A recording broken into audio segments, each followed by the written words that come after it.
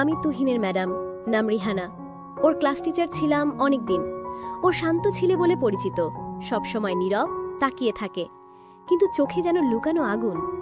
আমি কখনো ওর চোখের দিকে বেশিক্ষণ তাকিয়ে থাকতে পারি না। মনে হয় কিছু বলে ফেলবে, অথবা আমি পড়ে যাব সেই নীরব গভীরতায়। গত সপ্তাহে ওর ফোন এলো। হঠাৎ বলল, ম্যাডাম, আমি খুব সমস্যায় আছি। আমার বাড়িওয়ালা বের করে দিয়েছে, আমার থাকার জায়গা নাই। আপনি কি একদিন সাহায্য করতে পারবেন? আমি অনেকক্ষণ ভেবে বললাম, ঠিক আছে তুহিন, আজ রাতে তুমি আমার বাসায় আসতে পারো। আমি শুধু মানবিক দৃষ্টিকোণ থেকেই বলেছিলাম, তখনও জানতাম না আমি কি ভুল করতে যাচ্ছি। যেদিন রাতে ও এলো, বৃষ্টি পড়ছে অঝরে। দরজাটা খুলতেই দেখলাম ও ভেজা কাপড় নিয়ে দাঁড়িয়ে, চুল ঝরে পড়ছে চোখের ওপর। আমি বললাম, ভেতরে এসো, কিন্তু ও তখনও তাকিয়ে, যেন আমাকে চোখে চোখে পরখ করছে। এমনভাবে আগে কখনো দেখেনি আমাকে। আমার ঘর ছোট, আর একটা আলাদার ঘর নেই, তাই বুঝতে পারছিলাম সমস্যা হবে। তুহিন বলল, ম্যাডাম, সমস্যা নেই, আমি মেঝেতে শুয়ে নেব। আমি বললাম, না, তুমি বিছানায় থাকবে, আমি পাশের সোফায় ঘুমাবো। কিন্তু ও বিনয়ের সঙ্গে বলল, না ম্যাডাম, আপনি বিছানায় থাকেন, আমি মেঝেতেই নেব। আমি জোর করিনি, কারণ ওর কথায় যেন এক অদ্ভুত আত্মবিশ্বাস, কেমন যেন প্রাপ্তবয়স্ক স্পর্শ, যেন ছাত্র নয়, অন্য কিছু। ওর কাপড় শুকানোর জন্য দিতে বললাম। সে শার্ট খুলল ধীরে ধীরে, কিন্তু চোখ আমার দিক থেকে সরায়নি। আমি রুমের ভেতর অস্বস্তি ঘনীভূত হতে দেখলাম। আমি বললাম, তাড়াতাড়ি বদলে নাও। কিন্তু তুহিন হালকা এগিয়ে এলো আমার দিকে, খুব কাছে। আমি পেছনে সরে গেলাম। সে শুধু বলল, ভয় পান না ম্যাডাম, আমি আপনাকে সম্মান করি। আমি হাসলাম জোর করে, যেন সব ঠিক আছে। এরপর রাতের খাবার খেতে বসলাম আমরা দুজন। ওর চোখে এক ধরনের ক্ষুধা, কিন্তু সেটা খাবার না। আমার শরীর শিহরিত হচ্ছিল। আমি বারবার দৃষ্টি সরিয়ে নিচ্ছিলাম, অথচ ও তাকিয়ে থাকতো নির্লজ্জ শান্তিতে। আমি জিজ্ঞাসা করলাম, তোমার বাবা মা? তুহিন নিচু গলায় বলল, নেই, এখন আপনি আছেন। এই কথায় গা কেঁপে উঠল। ওর স্বরে এক ধরনের অধিকার বোধ, যা কোনো ছাত্রের কণ্ঠে থাকে না। ঘড়ির কাঁটা রাত 12টা ছুঁই ছুঁই। আমি বললাম, চলো ঘুমাই।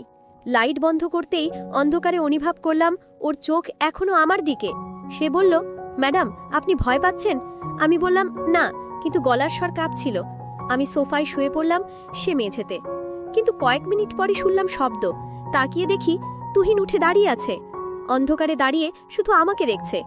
আমি বললাম, কি হয়েছে? সে বলল, ঘুম আসছে না, আপনি এমন দূরে কেন আছেন? তার কণ্ঠ অদ্ভুত শান্ত, কিন্তু ভিতরে ঝড় লুকানো। আমি বললাম, দূর কি, একই রুমে তো আছি। সে বলল, কিন্তু দূর, আপনি আমাকে বিশ্বাস করেন না। আমি কিছু বললাম না, নিঃশব্দে শুয়ে রইলাম। কিন্তু বুঝতে পারলাম ও যে খারাপ ইঙ্গিত দিচ্ছে, তা শুধু দৃষ্টিতে। আমি মাথা ঘুরিয়ে অন্যদিকে তাকালাম, কিন্তু রাত আর শেষ হতে চাইছে না। হঠাৎ তুহিন আবার বলল, ম্যাডাম, আমি কি সত্যি আপনাকে সম্মান করি, নাকি অন্য কিছু? আমি তখনও চুপ। সে একটু হাসলো, সেই হাসি অন্ধকারে বোনা ভয়। আমি চোখ বন্ধ করে ভান করলাম ঘুমের, কিন্তু অনুভব করলাম সে এগিয়ে আসছে ধীরে ধীরে, শ্বাসের গরম বাতাস আমার মুখের কাছাকাছি। আমি হঠাৎ চোখ খুললাম। সে থেমে গেল, কিন্তু খুব খুব কাছে। ফিসফিস করে বলল, আপনার কাছে থাকার অনুভূতি আমার অদ্ভুত লাগে। আমি বললাম, তুহিন, পেছনে যাও এক্ষুনি। সে কিছু বলল না, শুধু ধীরে ধীরে সরে গেল। কিন্তু তার চোখে দেখা গেল আমি যে দুর্বল, তা সে বুঝে গেছে। সেই রাতটার ঘুম হলো না আমার। আমি পরদিন সকালে উঠে দেখি তুহিন খুব স্বাভাবিক আচরণ করছে, যেন কিছুই হয়নি। সে রান্নাঘরে দাঁড়িয়ে বলল, ম্যাডাম, আমি নাস্তা বানিয়ে রেখেছি। আমি অবাক, এই দুমুখো স্বভাব কেন? খাবার খাওয়ার সময় হঠাৎ সে বলল, আপনি ভয় পাবেন না, আমি কিছু করব না, যতক্ষণ না আপনি চান। এই বাক্যটাই লুকিয়েছিল ভয় এবং আমন্ত্রণ একসাথে। আমি বুঝলাম খেলাটাও চালু করেছে, এবং আমি সেই খেলায় জানতেও না জানাতে অংশ ফেলে ফেলেছি। সে আবার তাকালো দীর্ঘক্ষণ নীরবে, এবং আমি বুঝলাম ও সেই নীরব দৃষ্টি হচ্ছে সবচেয়ে বিপজ্জনক ইঙ্গিত, যা কোনো শব্দের চেয়েও গভীর। সেদিন আমি তুহিনকে বললাম, আজই নতুন থাকার জায়গা খুঁজে নাও। কিন্তু সে শান্ত স্বরে বলল, পাবো না এত তাড়াতাড়ি। আর আপনি কি চান আমি রাস্তায় থাকি? আমি মাথা নেড়ে না বললাম, কারণ শিক্ষক হিসেবে আমার কাছে এটা নিষ্ঠুর শোনাচ্ছিল। অথচ মনের কোণে যে ভয়টি ঘাপটি মেরেছিল, তা যেন হাসছে। রাতে আবার বৃষ্টি নামলো। তুহিন ভিজে এলো। সে বলল, ম্যাডাম, আমার ফোন নষ্ট হয়ে গেছে, বাইরে খুব ঝড়, আমাকে আবার থাকতে দেবেন? আমি কিছু বলতে পারিনি। সে ভিজে শরীর নিয়ে রুমে ঢুকতে ঢুকতে বলল, ম্যাডাম, আপনি জানেন আমি আপনার প্রতি কেমন অনুভব করি? আমি চমকে উঠলাম।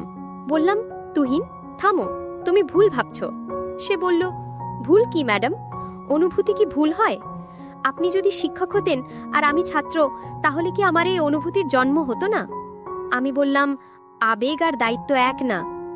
সে ধীরে ধীরে এগিয়ে এলো, বলল, আমি আর ছাত্র থাকতে চাই না আপনার সামনে, আমি একজন পুরুষ হতে চাই আপনার চোখে।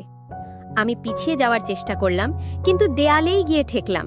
সে হাত তুলে দেয়ালের উপর রাখল, একদম আমার মুখের কাছে। আমি শ্বাস নিলাম অস্থিরভাবে, বললাম, তোমার সাহস বেড়ে গেছে। সে এক ফুটানা হাসলেও তার চোখে একটা ঝলক, অন্ধকারের শিকারীর চোখের মতো। বলল, আসলে এটা সাহস না ম্যাডাম, এটা টান। আমি আপনার কাছে এটা লুকাতে পারি না। আবার আমি সামলে নিলাম নিজেকে, বললাম, আজ তুমি বিছানায় শুয়ে থেকো, আমি সোফায়। সে কোনো প্রতিবাদ করল না, কিন্তু মুখে সেই রহস্যময় নীরবতা। রাতে হঠাৎ আমার ঘুম ভেঙে যায়। দেখি তুহিন বিছানা ছেড়ে উঠে গিয়ে আয়নার সামনে দাঁড়িয়ে নিজের দিকে আর আমার দিকে পাল্টে পাল্টে তাকাচ্ছে। আমি বললাম, কি করছো? সে আস্তে বলল, আপনি জানেন ম্যাডাম, রুমের আয়না কখনো মিথ্যে বলে না। আয়না দেখায় কে কাকে কতটা চায়। আমার গলা শুকিয়ে ফেললাম। সে ধীরে ধীরে ঘুরে দাঁড়ালো, বলল, আপনি আমাকে ভয় পান, আবার আমাকে থামাতেও চান না। এই দ্বিধা আমাকে পাগল করে দিচ্ছে। আমি রাগ দেখিয়ে বললাম, তোমার অতিরিক্ত ভাবনা বন্ধ করো, তুমি শুধু আমার ছাত্র, শুধু একজন ছাত্র। তুহিন হেসে ফেলল খুব আস্তে, সেই হাসি ভরপুর রহস্যে। বলল, শুধু ছাত্র? আপনি যদি সত্যি তাই ভাবতেন, তাহলে আমাকে প্রথম রাতে আপনার ঘরে জায়গা দিতেন না। আপনার চোখ অন্য কথা বলে, আপনি লুকিয়ে রাখেন, কিন্তু আমি বুঝি। আমি রেগে গিয়ে দরজার দিকে এগোলাম, বললাম, তুমি কাল সকালে বের হবে এখান থেকে। সে বলল, ঠিক আছে ম্যাডাম, কিন্তু আজ রাতটায় আমি সত্য জানতে চাই। আমি বুঝতে পারছিলাম সে আমাকে কোনো অদৃশ্য খেলায় টেনে এনেছে। তার প্রতিটি কথা মনে হচ্ছিল পরীক্ষা। সে জানালার পাশে দাঁড়িয়ে বাইরে তাকিয়ে বলল, আপনি জানেন আমি কেন একা থাকি? কারণ আমি কাউকে বিশ্বাস করি না। সবাই ভেজাল মুখোশ পরে থাকে, কিন্তু আপনি আলাদা। আপনি যেদিন ক্লাসে কান্না লুকিয়েছিলেন আমি দেখেছি, সেই দিন থেকে আপনাকে ভুলতে পারিনি। আমি বিস্মিত। আমি কি সত্যিই কখনো এমন দুর্বলতা প্রকাশ করেছিলাম ক্লাসে? সে ধীরে ধীরে কাছে এলো, বলল, আপনি শক্ত হতে চেষ্টা করেন, কিন্তু আপনার ভেতরে ভয়। আপনি ভাবেন সম্পর্ক মানেই বিপদ, তাই পালান। কিন্তু আমি পালাই না, আমি চাই সামনে আসুক সত্য। আমি তার চোখে তাকাতেই থেমে গেলাম। সত্যিই যেন ও আমাকে পড়ে ফেলছে। এই পারস্পরিক টান আমার শরীরকে বিশ্বাসঘাতক করে তুলছে। আমি বললাম, তুহিন, আমি শিক্ষক, আমি পারি না। সে আস্তে বলল, আপনি শিক্ষক, সেটা রাত হলে ভুলে যান। শুধু মানুষ থাকেন। আর আমি একজন মানুষও নই। তার সেই প্রশ্নে আমি শব্দহীন হয়ে গেলাম। সেই নিজের জায়গায় গিয়ে শুয়ে পড়ল, কিন্তু বলল, একটা কথা মনে রাখবেন ম্যাডাম, আপনি যতই দূরে থাকুন আমার চোখ আপনাকে চেনে। আপনি আমাকে ঠেলে দূরে দিতে চাইবেন, কিন্তু একটা সময় আপনি নিজেই আমার কাছে আসতে বাধ্য হবেন। কারণ আপনি একা, আমি একা, এই অন্ধকার একা মানুষদের এক করে ফেলে। তার কথা শেষ হতে না হতেই বিদ্যুৎ চলে গেল। রুম ডুবে গেল অন্ধকারে। সেই অন্ধকারে আমি প্রথমবার ভয় পেলাম না বৃষ্টির শব্দে, বরং ভয় পেলাম তার নীরব উপস্থিতিতে। আমি অনুভব করলাম সে আবার তাকিয়ে আছে। আমি চোখ বন্ধ করেও দেখতে পাচ্ছিলাম তার দৃষ্টি, তার দাবি। আর আমি বুঝলাম এই খেলা এক রাতের না, এটা শুরু হয়ে গেছে অনেক আগেই। শুধু আমি বুঝতে চাইনি। পরের দিন সকালে অফিসে গেলাম একটা কঠিন সিদ্ধান্ত নিয়ে। আমি ভেবেছি তুহিনের সাথে আর কোনো সম্পর্ক রাখবো না। শিক্ষক হিসেবে দায়িত্ব এখানেই শেষ। আমি তাকে বলবো আজ রাতেই চলে যাবে। কিন্তু অফিসে গিয়ে দেখি আমার মন কিছুতেই স্থির হচ্ছে না।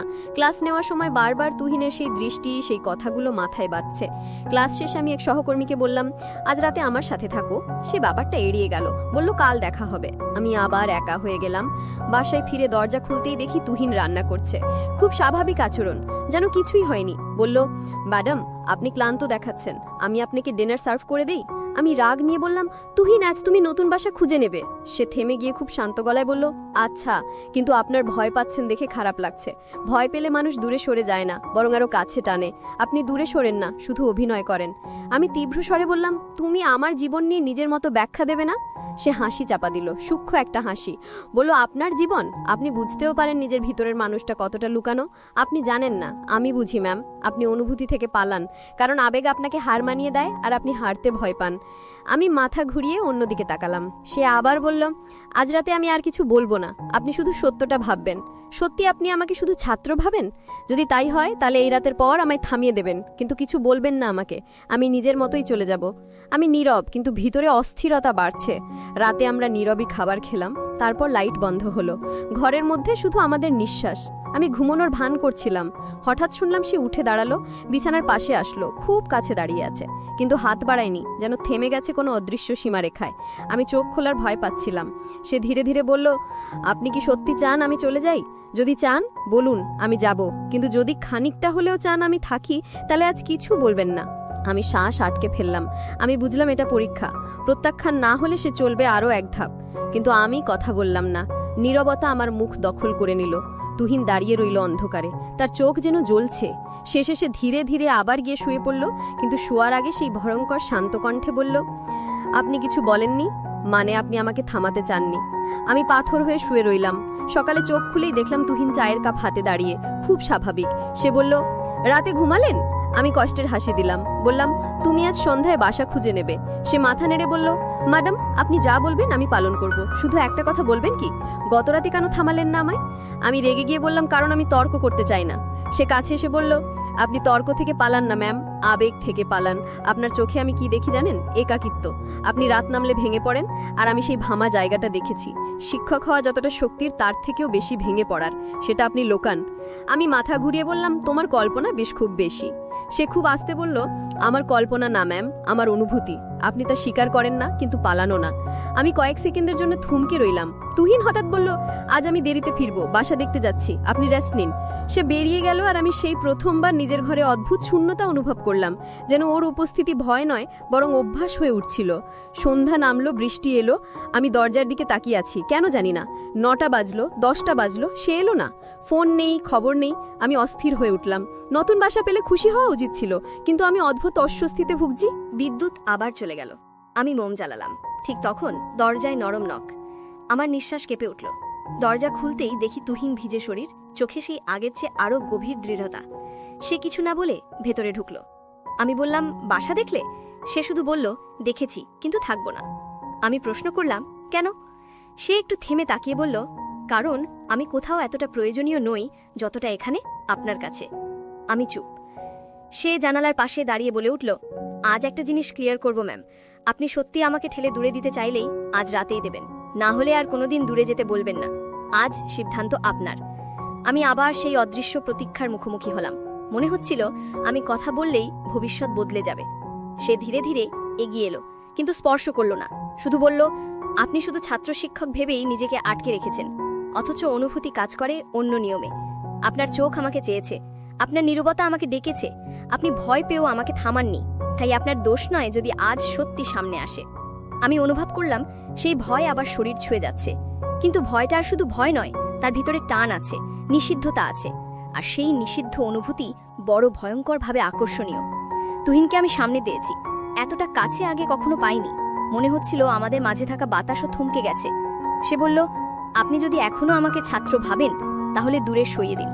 আমি বাধা পাইলে থেমে যাব, কিন্তু যদি আপনার শরীর বা মন একটুখানিও হলেও চায় আমি থাকি, তাহলে আজ আপনার নীরবতার হবে আমার উত্তর।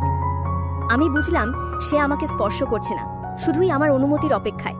আমার বুকের ধুকপুকানি এত জোরে হচ্ছিল যেন অন্ধকারও তা শুনতে পাচ্ছে। আমি বললাম, তুহিন, তোমার অনুভূতি হয়তো বাস্তব, কিন্তু আমরা কি ভুল পথেও যাচ্ছি না? সে খুব শান্ত স্বরে বলল, ভুল পথ আর সঠিক পথের পার্থক্য মানুষ নিজেই বানায় ম্যাম। অনুভূতি কখনো ভুল হয় না, আমরা শুধু সেই অনুভূতিকে ভয় পাই। সে একটু ঝুঁকে এলো মুখের কাছে, সে গরম নিঃশ্বাস। আমার হাত নিজে থেকেই পিছিয়ে গেল, কিন্তু চোখ সরল না। সে ফিসফিস করে বলল, আপনি যদি সত্যি চান আমি দূরে যাই, আপনার হাত আমার বুকে রাখুন, ঠেলে দিন, আমি চলে যাব চিরতরে। আমি হাত তুললাম, কিন্তু তাকে ঠেলতে পারলাম না। হাতটা বাতাসে ঝুলে থাকলো, আমার আঙুল কাঁপছে। সে সেটা লক্ষ্য করল, বলল, দেখলেন ম্যাম, আপনি আমাকে ঠেলে দিতে পারলেন না, বরং থেমে গেলেন, ভয়ে সেই থেমে যাওয়ায়। আমি চোখ বন্ধ করলাম। আমি কি নিজেকে হারিয়ে ফেলছি, নাকি এটাই আমার সত্য? সে খুব আস্তে করে বলল, আপনি যদি চোখ খোলেন আমি চলে যাব না, আপনি চাইলে দূরত্ব ভেঙে যাবে। আমি চোখ না খুলেই মাথা নিচু করলাম, কিন্তু অনুভব করলাম তার মুখ আরও কাছে। আমার কাঁধে খুব নরম স্পর্শ, তুহিনের আঙুল। কিন্তু সে থেমে গেল, যেন আমার শরীরের অনুমতির শব্দ শোনার অপেক্ষায়। সে বলল, আমি আপনাকে ছুতে আসিনি জোরে, আমি এসেছি কারণ আপনার নীরবতা আমাকে ডেকেছে, আপনার একাকিত্ব আমাকে আশ্রয় দিয়েছে। আপনি ভাবেন আমি আপনাকে পড়ছি, কিন্তু সত্যি হচ্ছে আপনি নিজেকেই আমার সামনে উন্মোচন করেছেন। আমার শ্বাস কেঁপে উঠল। তুহিন বলল, ম্যাম, আমার দিকে তাকান, শুধু একবার। আমি ধীরে ধীরে চোখ খুললাম। আমাদের মাঝে কিচ্ছু নেই। তার চোখে এক ধরনের সত্যতা। আমি বললাম, তুহিন প্লিজ। সে বলল, বলুন না, আপনি কি চান? পালাবেন নাকি থাকবেন? আমি এক পা পিছে আসবো কিনা খুঁজছিলাম, কিন্তু সেই পিছনটুকুতেই তার হাত বাতাসে আমার হাতের কাছে এসে থেমে গেল। স্পর্শ নয়, শুধু উপস্থিতি। সে বলল, আপনি অনুমতি না দিলে আমি আপনাকে ছুব না, কিন্তু আপনি এভাবে দাঁড়িয়ে থাকলে আমি বুঝবো আপনি চান আমি দূরে না যাই। আমি ভেঙে ফেললাম নীরবতা, কিন্তু শব্দ বের হলো খুব দুর্বল। ভয় লাগে। সে এক পা এগিয়ে বলল, ভয়টি যদি আমায় হারানোর হয় তাহলে ভয়কে পাশে বসিয়ে দিন ম্যাম। আমি আরেক পা পেছালাম, আর সে বলল, পালিয়ে লাভ নেই। আপনি যতই দূরে যান আমি আপনার শ্বাসে থেকে যাব। আপনি প্রাপ্তবয়স্ক, আমিও। আমরা দুজনেই জানি এই টানটা শুধু আকর্ষণ নয়, এটা শিকার আমাদের নীরব আকর্ষণের। হঠাৎ বিদ্যুৎ আবার চলে গেল। অন্ধকার আরো ঘন। সে আমার খুব কাছে দাঁড়িয়ে। আমরা দুজনেই অনুভব করলাম এই মুহূর্তটা আর পিছনে ফেরার না। সে বলল, যদি এখন আমি চলে যাই, আপনি কি থামাবেন আমাকে? আমি কিছু বলতে পারছিলাম না। ভয় আর টান একসাথে আমাকে আটকে রেখেছে। আমি বললাম, তুমি চলে যেও না। কথাটা মুখ থেকে বের হতেই তুহিনের চোখে সেই গভীর আলো জ্বলে উঠল। সে বলল, আপনি চাইলেন তাই আমি থাকলাম, কিন্তু আমি কথা রাখছি, অনুমতি ছাড়া এক পাও বাড়াবো না। শুধু আপনার পাশে থাকবো। এতটাই কাছে যে আপনার ভয় আমার কাঁধে এসে ঠেকে, কিন্তু আপনার সীমাকে আমি ভাঙব না। আমার চোখে পানি চলে এলো। কেন জানি না, হয়তো এমন কেউ প্রথম আমাকে প্রশ্ন করেছে আমি আসলে কি চাই। সে আমার মুখের খুব কাছে এসে থেমে গেল। বলল, আপনি চাইলে আমি আরো কাছে আসতো, আপনি চাইলে এখানেই থাকবো। সব সিদ্ধান্ত আজ আপনার। আমি ধীরে কিন্তু নিশ্চিতভাবে মাথা নিচু করে বললাম, থাকো। খুব আস্তে কিন্তু যথেষ্ট স্পষ্ট। সে গভীর শ্বাস নিল নিশ্চিন্তে, আর আমার হাতে চাপ না দিয়ে শুধু পেছনে গিয়ে বসল। সেই দূরত্বটুকু যা প্রয়োজন, কিন্তু এতটাই কাছে যে তার উপস্থিতি আমার শরীরের ভেতর প্রতিধ্বনি তুলছে। আমি বুঝলাম আজ আমরা দুজনেই সত্যের সামনে দাঁড়িয়েছি, আর সেই সত্য বলে দিয়েছে আমাদের মাঝে দূরত্ব আর আগের মতন